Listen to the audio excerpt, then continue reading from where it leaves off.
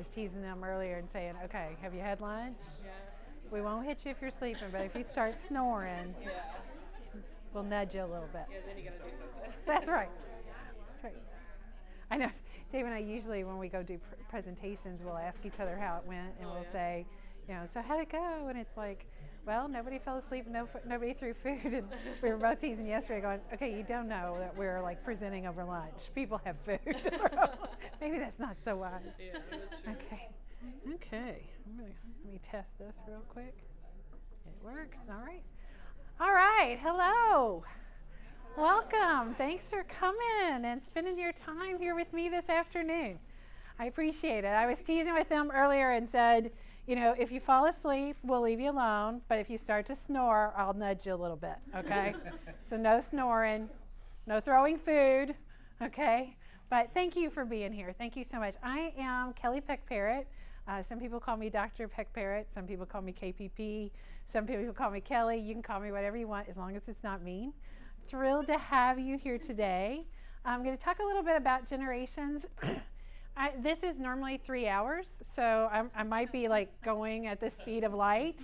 So I'm going to condense quite a bit, and there's some things I'm going to skip over a little bit, but if it's something you need, just tell me. I would rather go into what you need rather than go quickly through all my slides. So let me know what you need and what you want.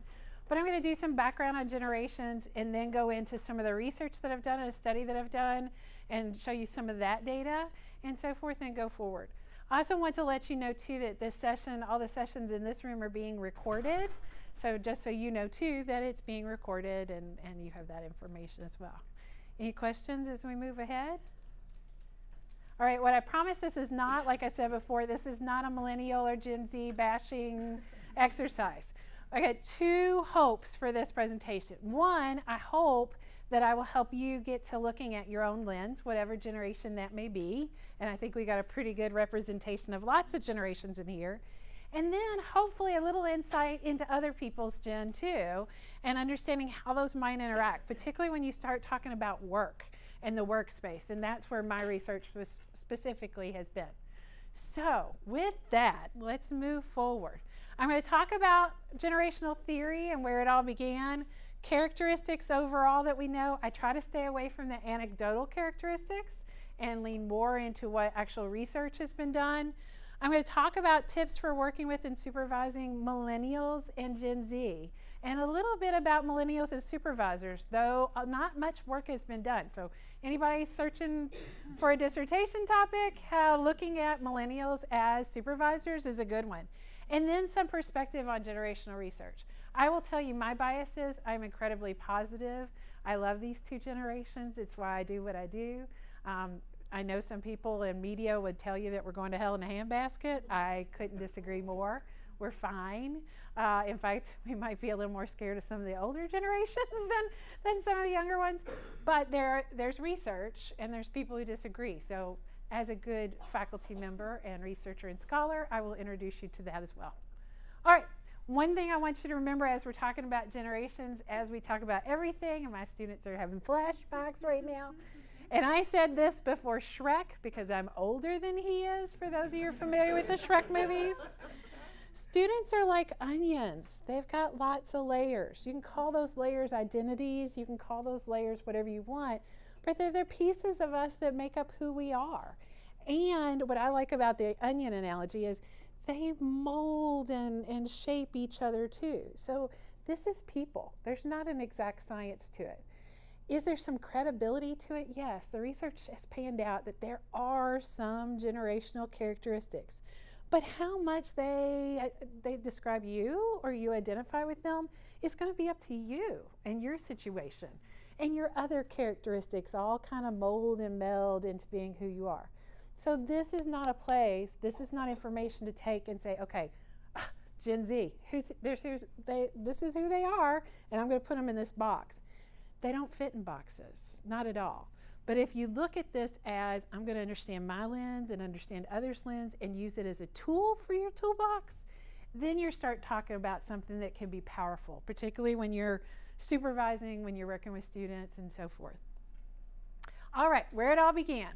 Real quick, I want you to think about when you were growing up. So think about as far back as your memories will go till about 18, 19 years old. So right before you went off to college or right there around. What were some of the national events that you recall being talked about or being seen on the news or your parents talking about them or whatever during your childhood? Again, 0 to about 18. Yes? The 1986 Olympics in Atlanta. Okay. Oh, so the Olympics, anything specific about that? Going to the Olympics in Atlanta. Okay, big. All right. What else? Yeah, Linda. The moon landing. Yeah, seeing Neil Armstrong. But them talking about it. All right. What, Holly? 7th grade was 9/11. 9/11. Yeah, a lot of people in the room can relate to that. Yes. Ah, welcome to Generation X, my friend. It's good to have you here. Help me out a little today, okay? Jana. Columbine. Yes. Columbine's a big one. Anything else that sticks out? Yeah, Claire. When I was in 8th grade, I'm from Detroit, so when all the automotive industries were going bankrupt in the recession and stuff. Yeah, so the recession, especially in some locations, really hit hard, and all those economic turbulent times. Yes? Virginia Tech. Yes, the shootings on that campus in Virginia Tech. Yeah. Didn't know whatever it meant, but I heard everybody talking about it, the Reaganomics. Yeah, well, we were old enough to know what it meant, but that's okay. Yeah, Reaganomics, what else? I would say around when I was 18 is when President Obama got elected. Yes, oh, that was a great day. Yeah. What else? Yes, just wash your dress.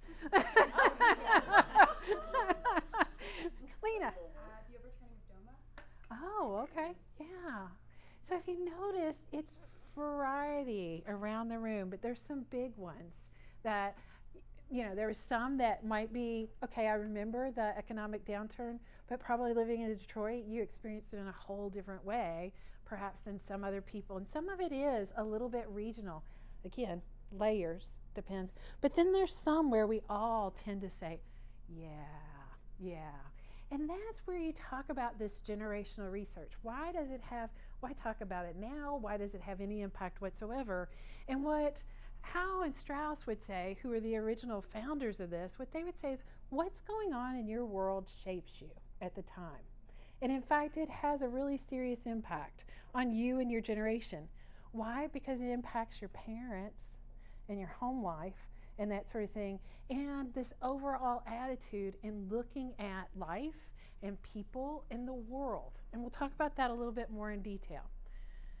So they first wrote their first book in 1991, a long time ago, said that generations were about 22 years, okay, a generational span about that, somewhere between 18 to 22 years, but there are things, it's not an exact science, but these generations do tend to be described as having a fixed personality. Now the difference in them, when you really kind of look at them as more of a model or a theory, is that they say there's actually some predictability to it. So like theories are supposed to predict, that there's some predictability to it. They said there's 4 primary types, and those types are caused by 2 types of events. So while you all named numerous events, there's events that tend to impact more people. And a lot of times you can't tell what those events are going to be or were until after it's over. That's the thing about history. But one of those is a secular crisis. So we're reordering the world of institutions and public behavior. Something happens, we change our institutions, we change our public behavior. Most recent one you all mentioned, 9/11. We don't go to the airport in the same way. We don't travel in the same way. We don't think about things in the same way. We have institutions, Homeland Security, largest arm of the government right now, okay? But didn't come about until 9/11, and it's huge. It scared the bejesus out of us, and it caught our attention. Now, there have been bombings before. There have been terrorism. The towers have been attacked. We had, the Oklahoma City bombing. We had other things, but this one shook us. This was the one that got us to our core. The other thing that Howe and Strauss says is a spiritual awakening. Something happens that affects our personal values and our personal beliefs. It's more private behavior than public behavior. This shift tends to happen about every 40 years, okay? Every 40 years, there's a secular crisis, and then 40 years later, we'll have a spiritual awakening. Can anybody figure out if 9/11 was our secular crisis, what was going on as our spiritual awakening about 40 years before? Anybody old enough? Anybody remember in their history books long enough before?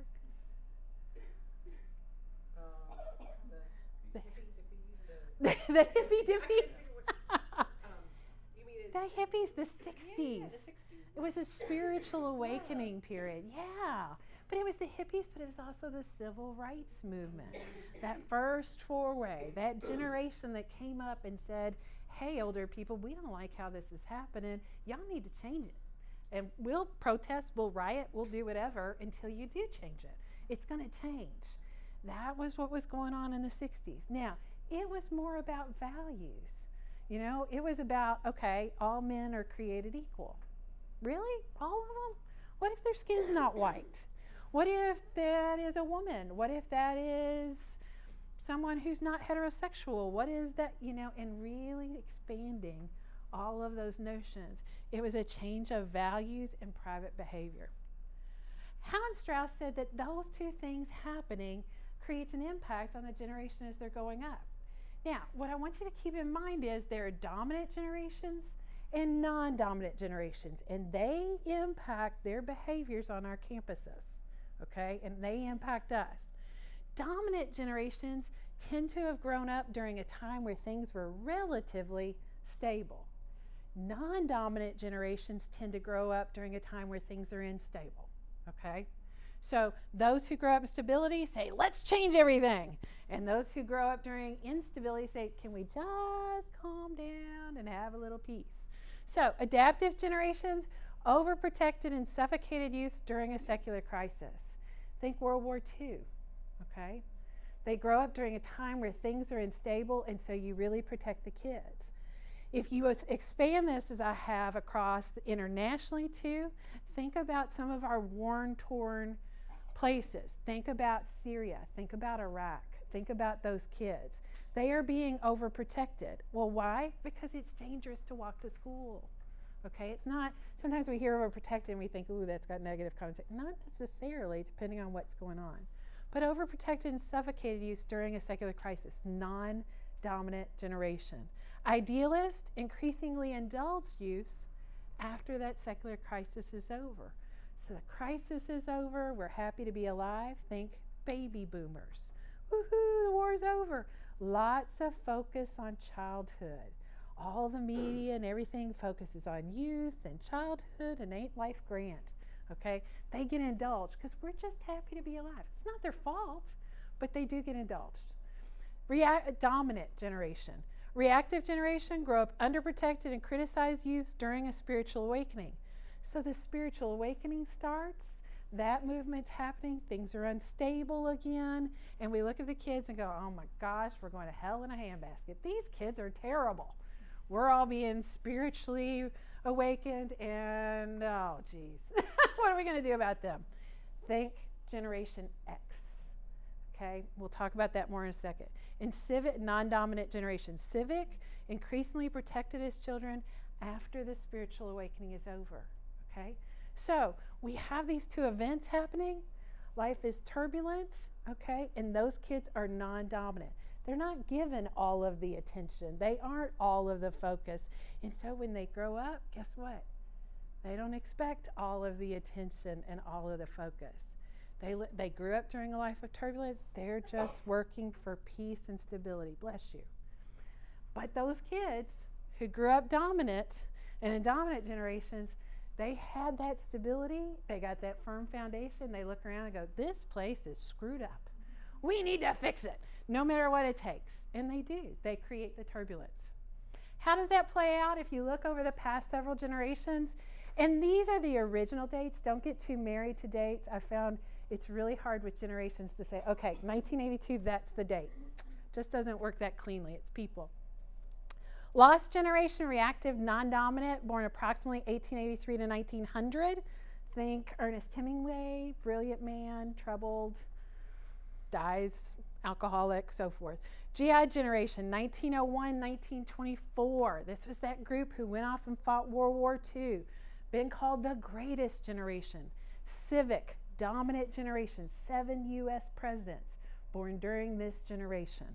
Silent generation, 1925 to 1942 approximately, that was the original dates. Adaptive, non-dominant generation.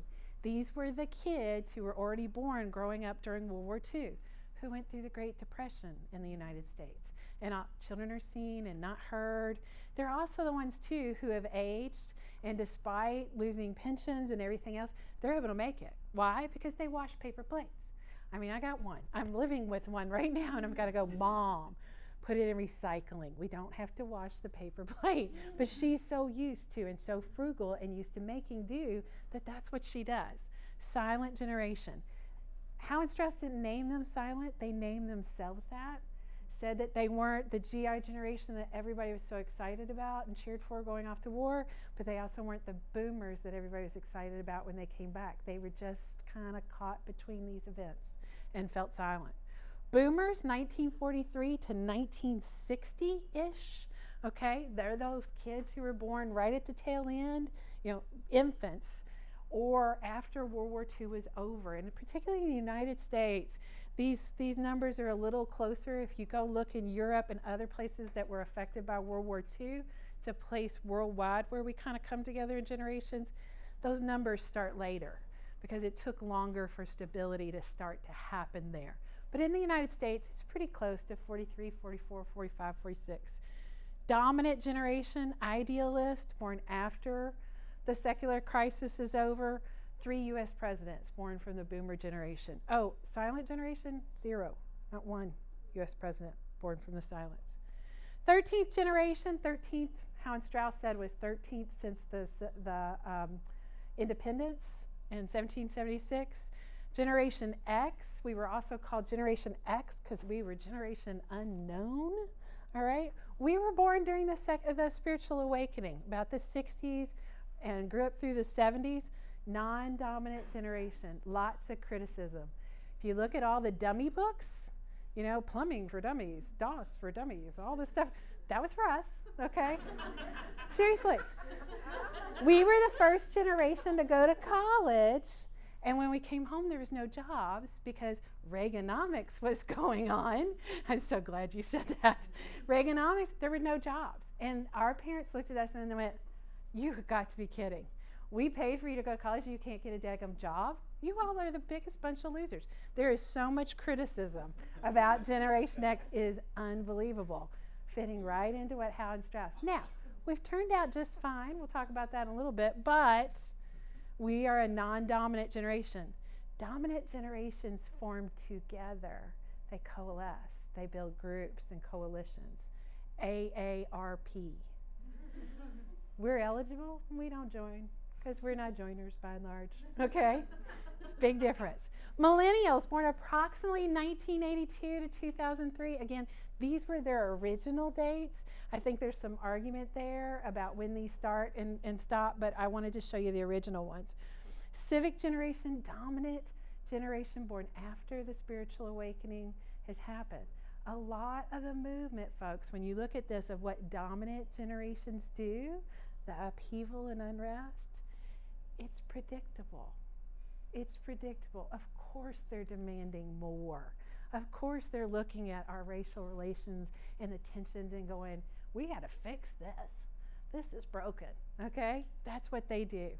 Homeland generation's what Howe and Strauss originally called it, but Gen Z is what you'll hear now. Now, originally they put this as 2004 to 2024, adaptive generation born after the secular crisis. They wrote this in 1991. When they predicted our secular crisis, 9/11, was not too far off, okay? And it's amazing. They're the ones who've grown up. 9/11 has always existed. Terrorism has always been a threat. You've always gone through a metal detector or detector at the airport. All of that's always been there. And what Howe and Strauss would say is this is a non-dominant generation that we're starting to get the first vestiges. But know that when you kind of are between generations, because these dates aren't, you know, hard science, you'll get characteristics of a little of both, okay? So, but it'll be interesting to see if Z really turns into this adaptive generation, which so far it appears that they will. Okay, coworkers, we still have silence. I didn't want to spend much time on them because I want to get to the real meat that we need. But know that with our faculty, our alums, our boards of governors, boards of trustees, all that sort of thing, we have silence. And the reason why I put that in there is you need to know what their mindset is, whether you're looking for people to give or what have you. They are more traditional in nature. They came from a time where kids were seen but not heard. Titles are important to them, getting their name right, personal touch, one-on-one. Those donors, those older donors, they don't want to zoom in. They don't want to talk to you on the phone. They want you to come see them face to face. Why? Because that's the communication they trust the most. And that's what they want from you. They want the handwritten note. They want all that. Why? Because when they were coming up, those were the norms. I would argue the norms of the workplace is what we're all most comfortable with from there on out. So their norms, there were no mimeograph machines. There was steno pools, typing. You wanted a copy of a memo? Somebody had to type it on a manual typewriter. That was there every day, and look at it now. So even as donors and so forth, that's what they're looking for from you. Boomers, they're our coworkers, our deans, our presidents, our alums, our boards, you name it. They were looking for spiritualism in the 60s. It was that spiritual era, that spiritual event and so forth that was going on. While hippies got a lot of the attention on the media and so forth, and the drugs and the Beatles and all that kind of stuff, and make love, not war, it also was the greatest time of church, temple, synagogue formation in the whole 20th century. People were looking for spiritualism. It was that personal values journey. For them, the more binary gender roles, but breaking out what women could do, okay? And were women just supposed to be people who took care of children and stayed in the home? They were the first ones fighting hard against this, okay? A generation that when young trusted nobody over 30, today trusts nobody under 30. And you might move that up to 40 because they really are just kids, you know. I mean, and I can always tell my boomers because they're going, yeah, that's kind of true. But one of the worst things that could happen to a generation happened to them. They were fighting the administration. And now they are the administration. And they sure as hell don't want us fighting against what they're doing, right? And sometimes they can be very immovable on some of those items. But you've got to recognize this group are troopers. They have seen so much change in that workplace. I mean, if they can come in and turn on their computer, you just want to go, all right. You know? I hear tales all the time about people who are, I was talking to one group the other day, and they were talking about having somebody who they absolutely love working for, but you never knew when you sent this person an email whether they were going to respond via email or they were going to print it out and write something and stick it in the intercampus mail. You got a boomer. Because it's that, how much do I trust technology? How much do I not? Norms. Keep in mind that when they first went to the workplace didn't have email. It didn't exist when they started working. And I know for many of you in this room that's like, oh my gosh, were there dinosaurs too? You know, it's like so long ago. It really wasn't that long. It wasn't. And so their norms for working and that sort of thing were established when there was a person who took on a little pink pad, there's no voicemail, you know, they took a little note that said, while you were out, so-and-so called, okay? And then you called them back. And then their person kept a message and that sort of thing. That was what, so they've seen a lot of change. They have a strong work ethic. How they define work is very different. Work's a dominant force in their lives. As we've interviewed them as they're retiring and so forth, they feel like they've sacrificed too much for the employer to then have no pension, to then have nothing. But you got to remember, that's their lens. They were the group who kept us alive through Reaganomics and all the downturns by working 60 and 70 hours. And they can give a good talk to 40-hour work weeks and let's, you know, have work-life balance, but it is very, very hard because they spent too many years in survival mode for us. And we can be real critical of them, But folks, they're just operating based on their lens and what they're used to. So this is the group in student affairs too, unfortunately, sometimes is our leadership, and they walk through student activities and want to say, why is no one here at 8 a.m.? It's 8 a.m. That's the start of the workday, right? It's 8 to 5. It's like they were here until 2 a.m. for the SGA meeting. So they're home sleeping, hopefully. They're not in yet. You know, but that work ethic, that definition of work.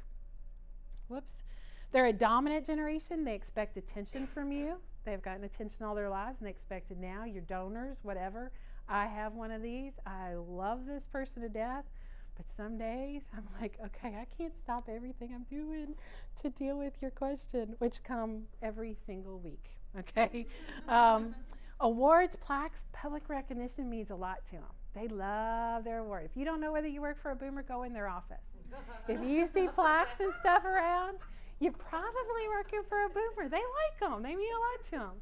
And what's really ironic is it's because of them that all the millennials got all that trophies that then they want to criticize them for getting a trophy for just showing up. So, yeah, it's kind of funny. Traditional classroom, chalkboards, mimeographs, presentations done differently, training looks different for them, and so forth, because that's what they're comfortable with. If you ask them who they remember their big events, it's usually John F. Kennedy, Martin Luther King, Malcolm X, Robert Kennedy, those assassinations, that turbulence of the 60s is what they remember. Again, but they created it. Okay, so interesting. Xers. My poor little criticized generation. We were the true children of the 60s and 70s. We were the ones born to those boomers, or maybe the last of the silence and whatever. Things changed for us. What we saw childhood was supposed to be like was, you know, Mayberry and the Andy Griffith Show and My Three Sons and Leave It to Beaver and Donna Reed and all that kind of stuff.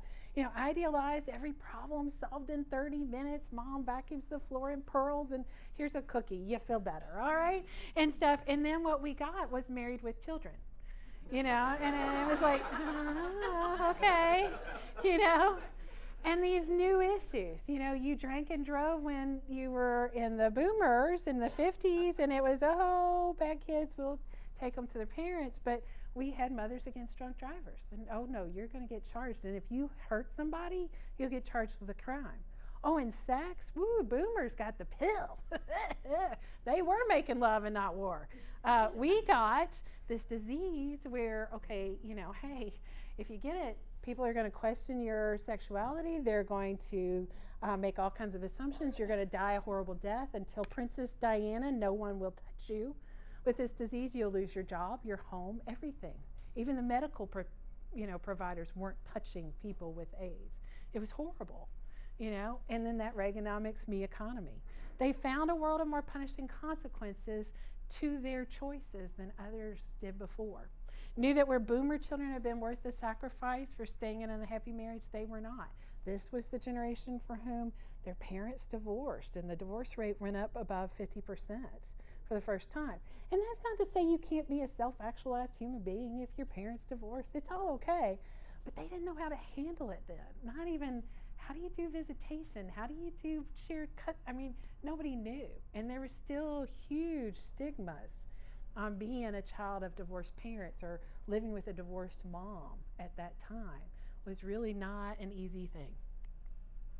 They weren't shielded. There were no locks on cable boxes, no warnings on cups that they were hot, no warnings at all, you know. So they believe they need to keep their eyes open and expect the worst and handle it on their own. All your doomsday preppers, folks, it's us, okay? And y'all can cut us, but when the floods come, I know you're coming to my house. I'm just saying. Just saying. No, I'm only kidding. But they do. They handle it on their own. They're not joiners. Boomers are big joiners. They coalesce and form strong groups and get things changed. This group doesn't, all right? If you have one word that describes them, it's fear. World's a scary place. They grew up during a time of turbulence. So that's their lens, and that's what they expect. It hasn't paralyzed us. We've done good things, but our worldview is, ooh, wait, okay. I love law. Why? Because it helps me prepare for the worst. All right? I can CYA because I know law. I can predict. I can see where it's going. That's one of the reasons, one of the many reasons I love it. They try to call as little attention to themselves. They don't come together. They're independent, not motivated by awards or recognition. You give us an award or a trophy and we'll go, oh, thanks. Put it in the desk. If you go to your Xer and look, if you're not sure if it's an Xer or a Boomer, go look around. They probably, if they're older like me and they don't have any words on the walls, they're an Xer. We had traditional classrooms, chalkboards, overhead projectors. Yeah, gotta love it. And if you ask us, Space Shuttle Challenger explosion. And really, it's really, I think, describes us as a generation because we were all kids watching on TV the Space Shuttle Challenger take off because it had the science teacher aboard. And we watched it all live and then watched it explode. And then they simply turned the TV off and said, okay, time for English class. There weren't any counselors, there wasn't any processing, there wasn't call your parents and let them know, none of that. It was just, okay, let's move on, next. And that's kind of, I find, how that generation tends to operate. You had a comment or question? Would you say this is also the generation, the latchkey generation? Yeah. And in fact, you know, all those PSAs, public service announcements, I don't know, anybody who's Generation X might remember, but we had these announcements on TV that said, don't answer the door. And there's this bad guy out there going, and the little kids inside, you know, because we were the first generation, you know. Now, there were socioeconomic differences. I have to tell you, my mom was the first stay-at-home mom in memory of my family history.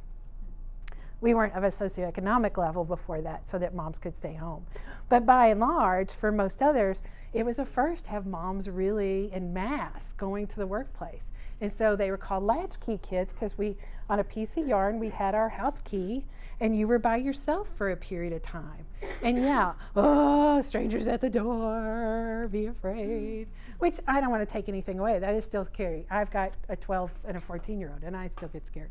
But now we have like alarms and cameras and all that kind of, I know exactly where they go and it's a little different.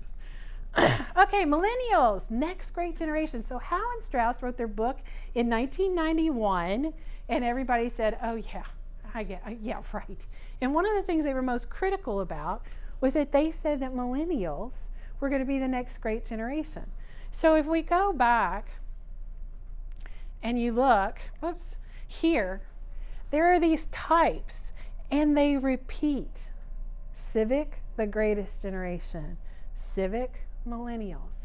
And what Howe and Strauss will tell you is as we're losing this generation, some of those characteristics will come about in this generation. Society's way of replacing what they need to keep us going. Okay, so they made great comparisons between these two and predicted great things for millennials.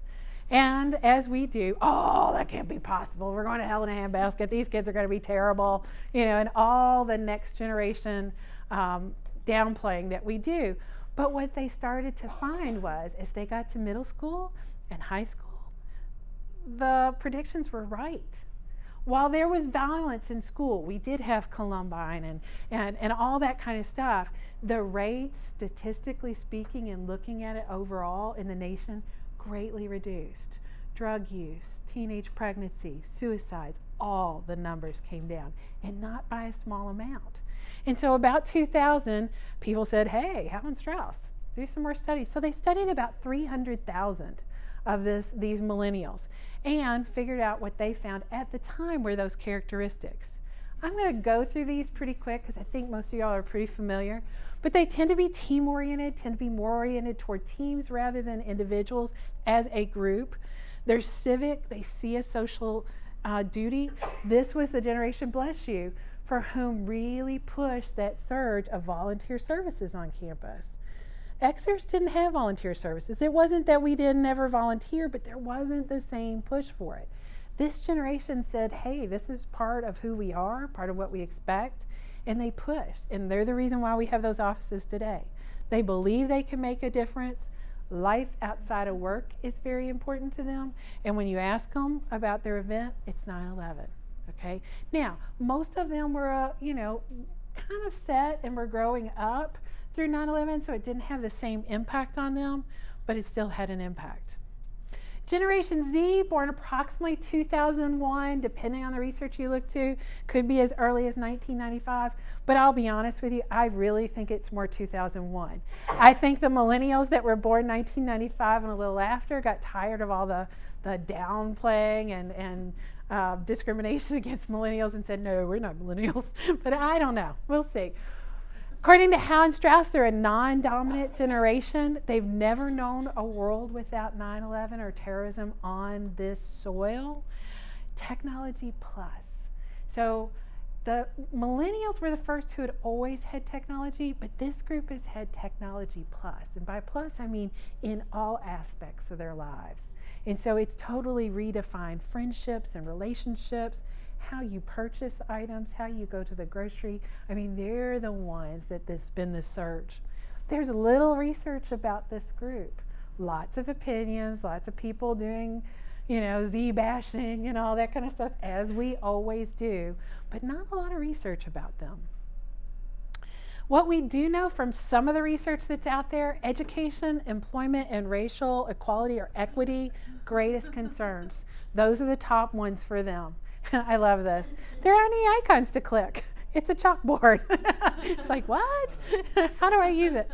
They have a very thoughtful worldview. So now, while for millennials, service and volunteerism was important, they wanted to make a difference. They don't mind that it isn't a huge difference in changing the whole world.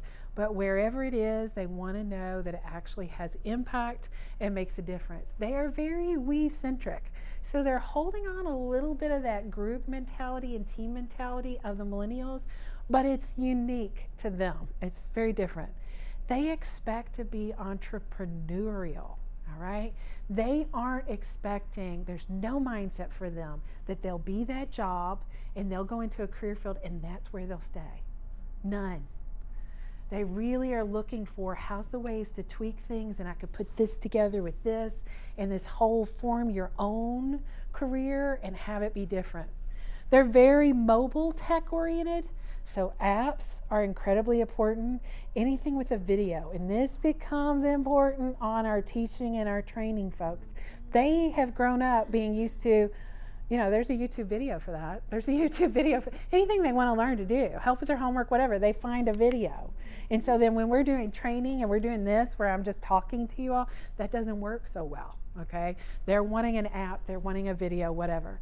But despite all the tech, face-to-face communication over and over and over again is what they trust the most, and it's what they want. They want a personal touch.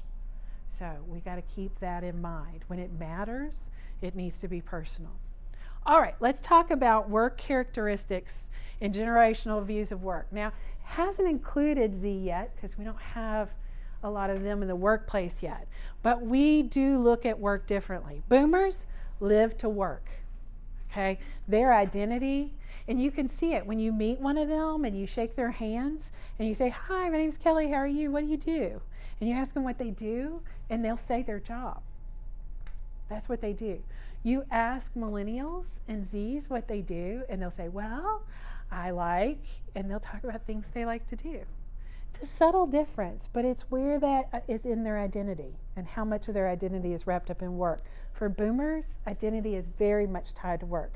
It's been one of the many reasons retirement has come difficult for them. One, retirement looks different because they're living so much longer, all right? Retirement looks different because they went through the bad 2008 economic times, so they thought they could retire and then they didn't.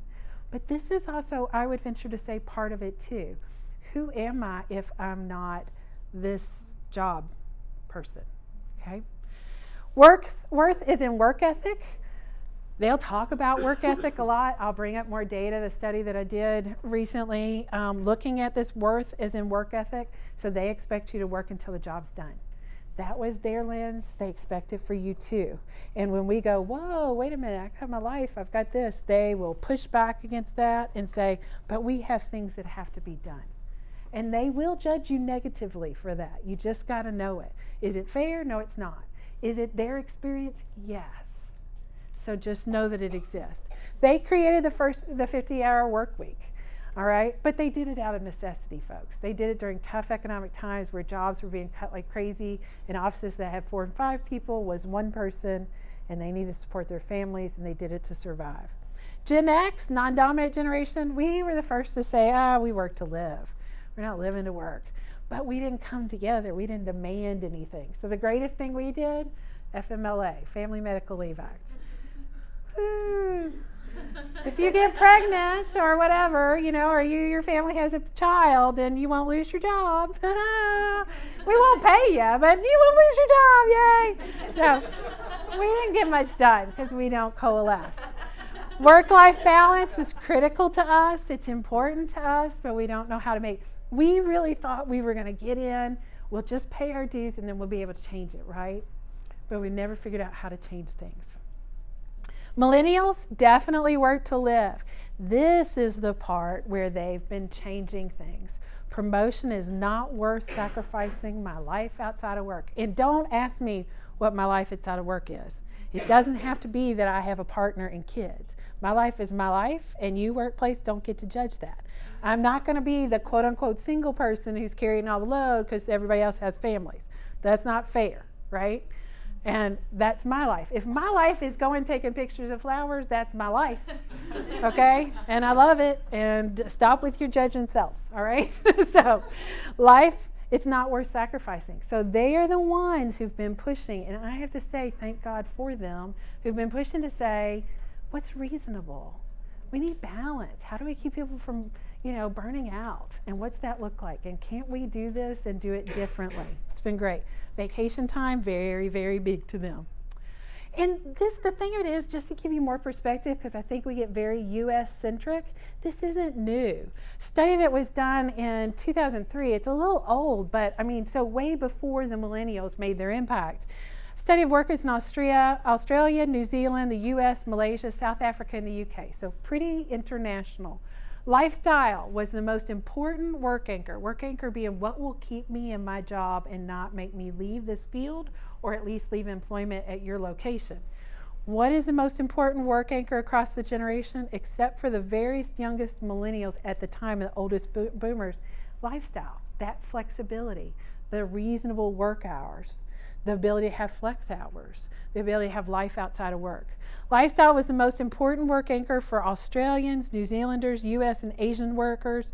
In UK, service, my work having meaning was the most important, but lifestyle was second. And in South Africa, challenge was most valued with lifestyle third, but lifestyle was always in the top of the list.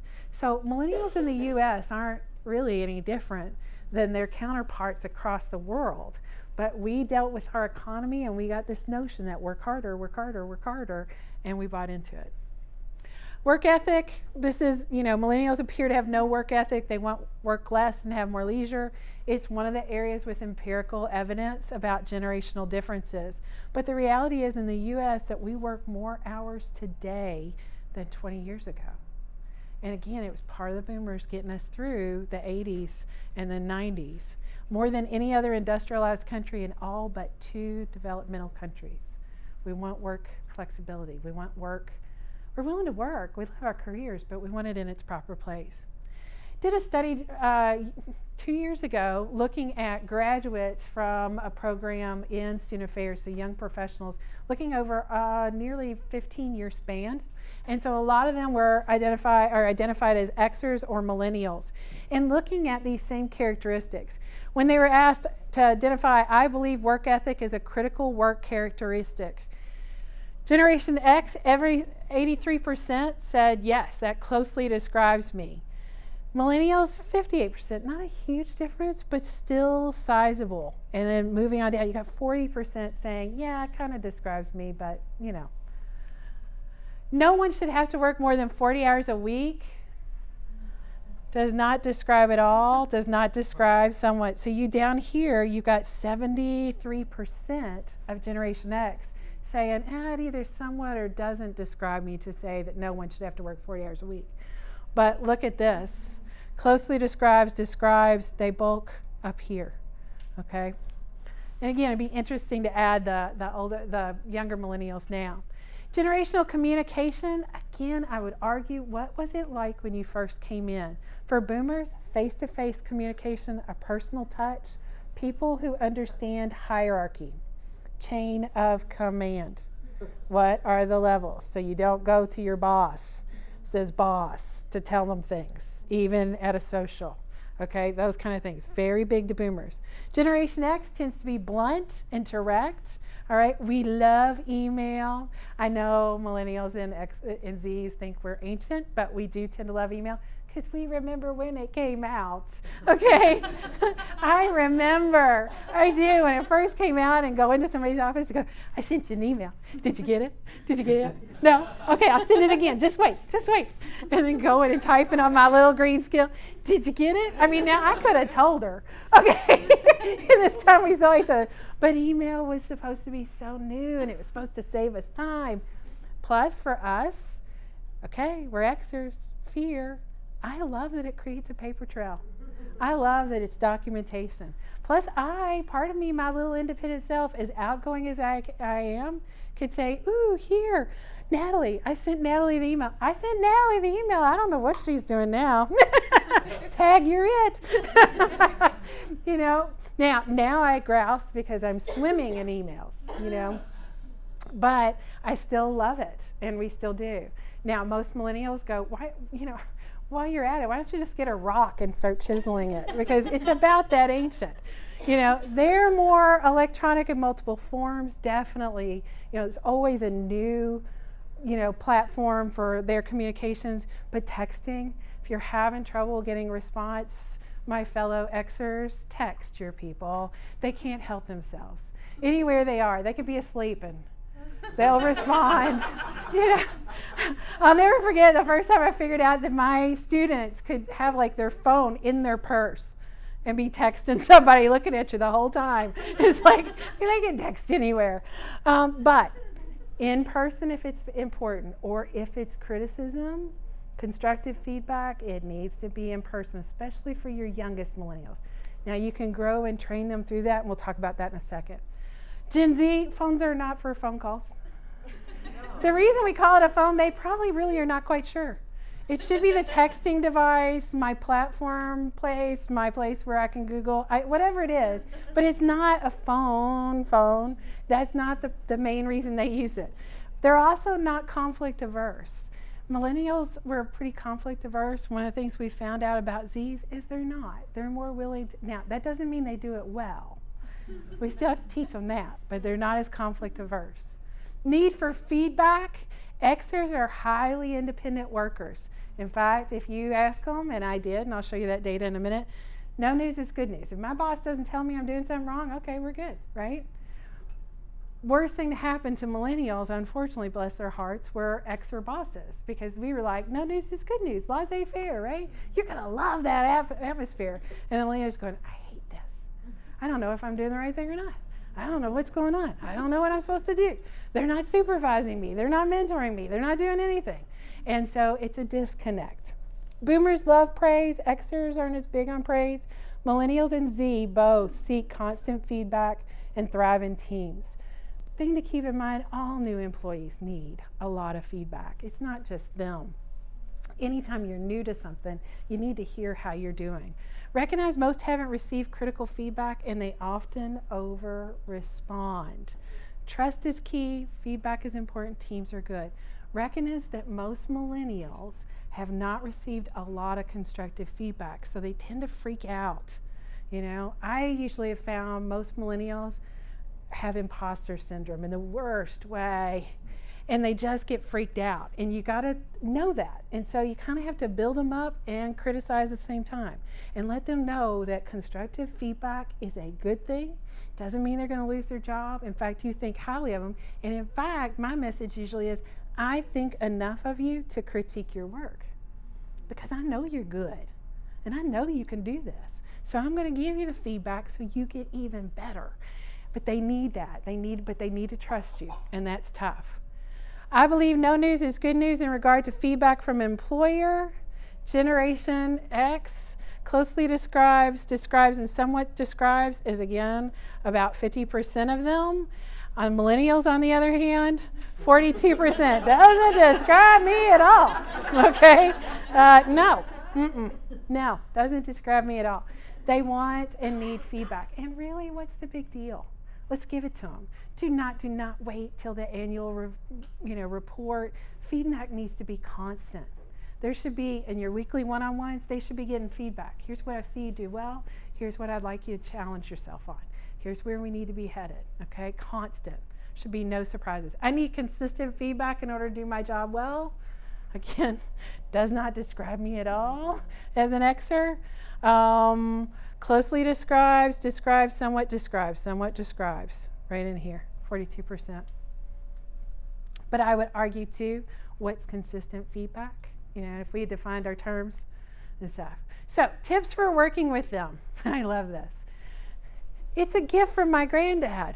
Cool, how do you turn it on? It's a book.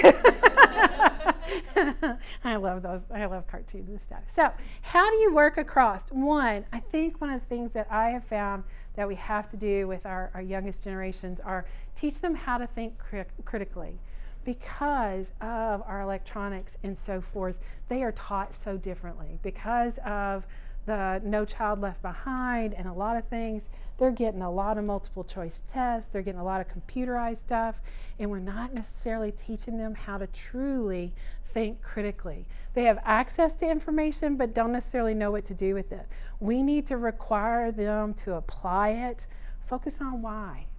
When those one-on-ones, we need to be talking to them about decisions that they made and say, okay, so walk me through. How did you decide to do that? Or when they come to you with the 30,000 questions, because they will Google you in a heartbeat. And by Googling you, I don't mean like looking you up on Google. They will come to you for the answer because they believe you have the answer. And if I go to you and ask you the answer and then you tell me what to do, I will go do it. And just that, because that's the right answer. Not more, not less, just what you told me to do. And then when we evaluate them and we go, okay, you met expectations, they're going, what? What? I did everything you told me to do. And then we're sitting there going, yeah, you did just what I told you to do, no more. And they're going, in what world does that work? And you're like, the work world, okay? And it's this hard thing, and we just assume they know. And the truth of it is, for a lot of our young people working, particularly our college educated, when you ask them what was their first job, it's the one they have with you now. Now, we're doing better now at getting them internships and that kind of stuff so they have more work experience. But your RAs, go ask your RAs. I would bet you hard money this is their first job. And even some of your hall directors. So those work, those what they call soft skills, which I think is totally misnomered. But soft skills, they haven't had a chance to learn that yet. We need to train them. If we'll take the time to teach them that, oh my gosh, taking the time to teach them how to think. So instead of asking me every question, when you're first new, sure, I'll answer it for you. I'll answer any question you have. But after a couple of weeks, you start coming to Google me for the right answer, I'm going to say, what do you think? Talk about somebody locking up. Well, I don't know. You're so smart. You're the person, and they'll blow all kinds of sunshine at you. Oh, but Kelli, you're so smart. You're so smart. I just came to you because I know you know and stuff. And that's when you go, well, great. I know what I know, but I want you to know. So what do you think?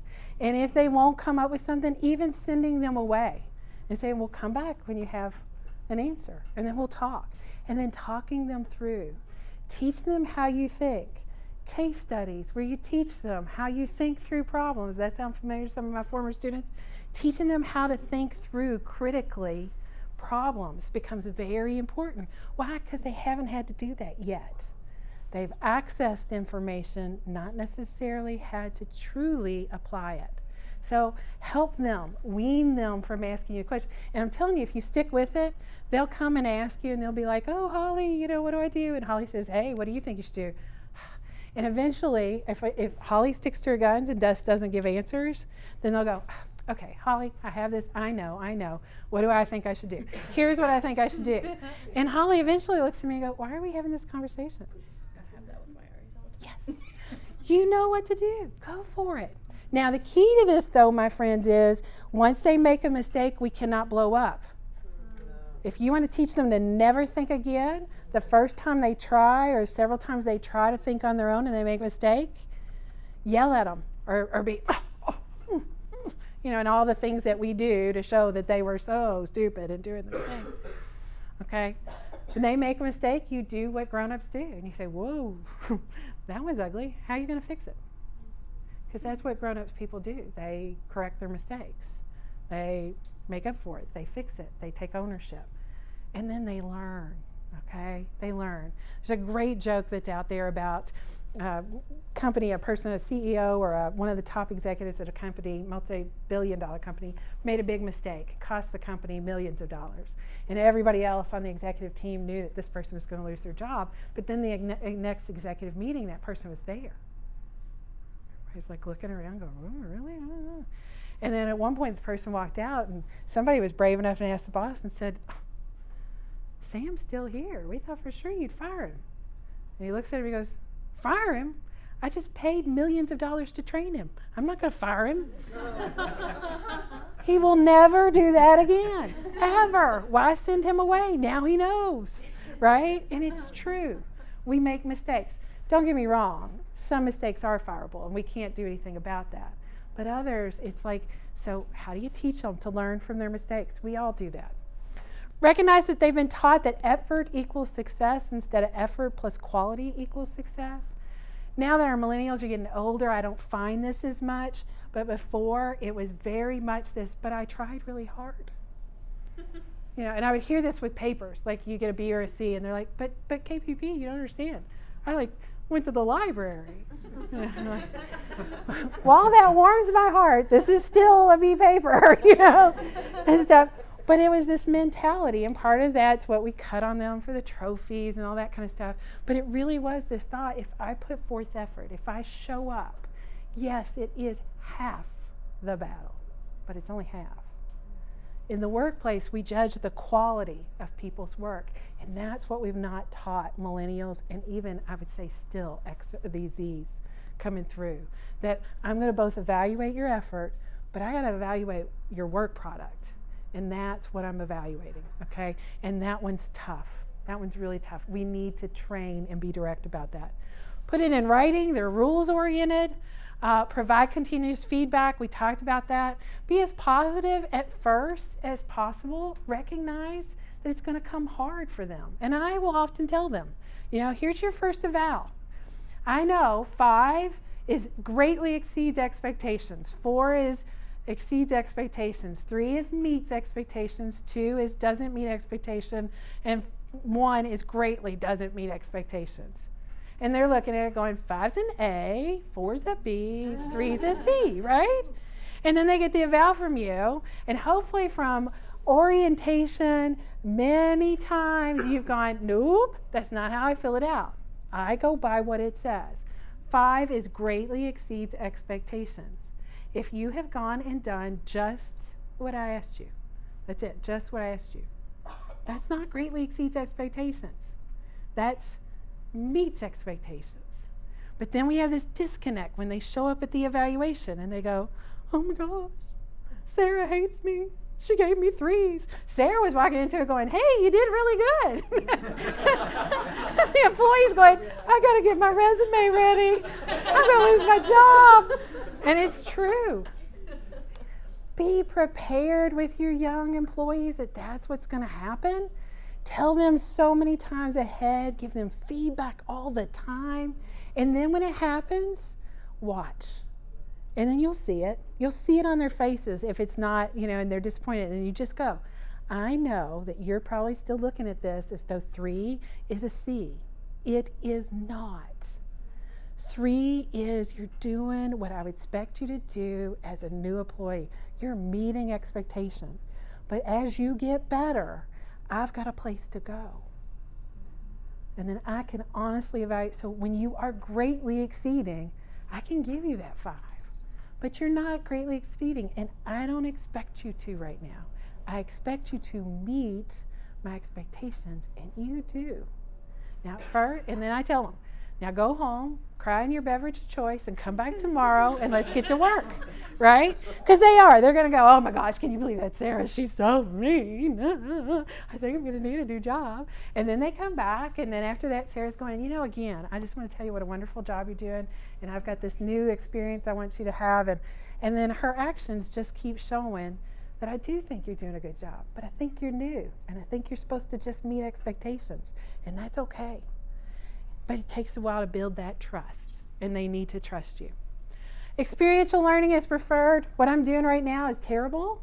I just had tons of information to get in a very short period of time, and so that's what we're doing. But they need more experience and that sort of thing. Be prepared to train and teach about everything. Assume nothing about behavioral nodes. Teach professionalism. Approach your training, your onboarding, and so forth as though they've never had a job. For those who have, they'll be fine. For those who haven't, you'll be prepared and be ready for them. I have a litany of stories that I don't have enough time to tell about people I've shared this with, and they've approached this way and said, oh my gosh. People who they thought were slackers and problem employees just didn't know. They just didn't know. They had never been in a professional position. Recognize that though they are technological natives, their experiences with gaming and social media, and those are different than the technology that we may be using. But if you want to keep their attention in training and otherwise, you need some tech. Be thinking about it. You know this from our new students and trying to stay ahead of the curve and that kind of stuff. It's the same with our employees. If you've got a manual, put it in an app. Make it electronic. Make it easier, just like we do now with programs at conferences and that sort of thing. Go to that with your training and so forth. Let them get to know you, and I know you've heard from the Parrott family a lot about relationships, but they really are key. What I find with millennials and Zs, they're looking for leaders and mentors and coaches in the worst sort of way, and they want to be led and taught by you. Be fair and straightforward. Warn them, tell them again what that eval is going to be like. Use detailed job descriptions, detailed training. Just because their phone are out doesn't mean they're texting. And I know most millennials and Zs in here are going, what's your point? But for those of you who are not in those generations, I know for us it's easy to believe that, okay, they're not paying attention, they're doing whatever. If you all knew how many times people were holding up their phones to take pictures of my slides, even so far, people take notes via Twitter and all kinds of different things. It doesn't necessarily mean they're not on task. Over and over in the research, I hear this. Play to their strengths, let their creativity, technological skills, and brain power loose, and they will do amazing things. I have found this to be so true. I have a great group who's not going to be named, who's in this room, who just graduated from my program last year, and I had the best time going out to dinner with them last night and just hearing they're so alive and so excited and so hopeful and have so much promise. Don't believe all that nonsense you hear. The last thing I will tell you is remember we were all young too. We sometimes like to believe that we just popped out of Zeus's head complete and we've always been great working professionals. But if we talked to the people we had first, they would probably tell some different stories. They're in the process of becoming. That means they're going to make mistakes. They're going to do some things. Allow them to become. All right, perspectives. I've been pretty positive. Know that there are researchers out there like Jean Twenge and some others who say we are, in fact, going to hell in a handbasket. And they've done a lot of work and stuff on this generations and say that, they're a bunch of narcissists and all that kind of stuff. I have to tell you, I have issues with her surveys and the way she asks her question and that sort of thing. That's me. There's also real criticism with applying this to people of color and other, underrepresented groups and so forth that, oh, I'm supposed to be special. I'm sorry, I dealt with racism all the time. I don't feel so special, that kind of stuff. I would refer back to recognize this is one layer of the onion. It gets modified by all the other layers. This is not a box to put people in. It is merely a tool for your toolbox to help you understand somewhat, okay? It's difficult to generalize to millions of people. Remember, people are like onions. Treat them as the individuals they are. Also, the criticism of future generations is normal.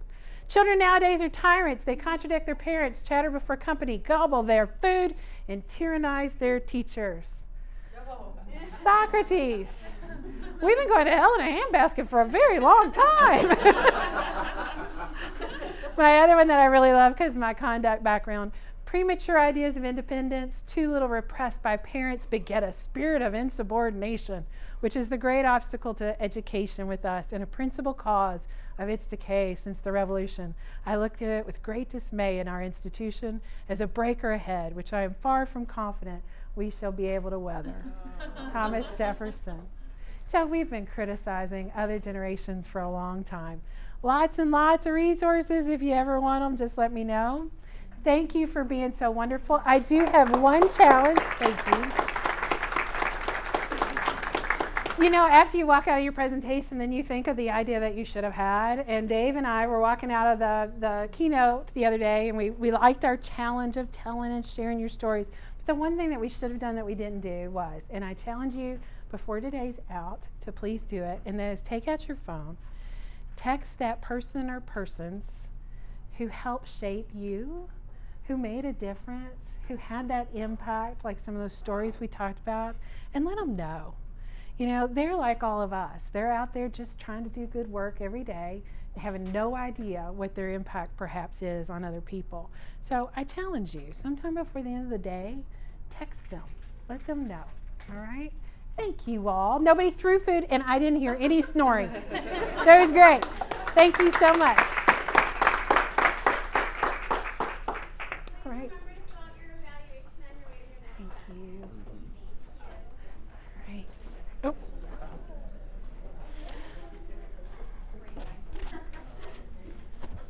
There you go. Oh, bless you. I always walk out.